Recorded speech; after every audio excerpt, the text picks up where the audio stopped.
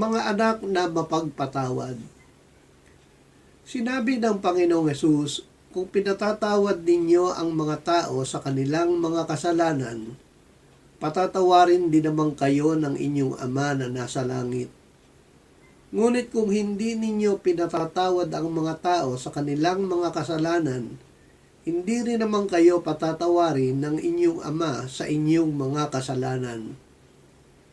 Dahil tayo ay mga anak ng Diyos, tayo ay dapat na nagpapatawad sa isa't isa, gaya ng pagpapatawad sa atin ng ating Ama kay Kristo.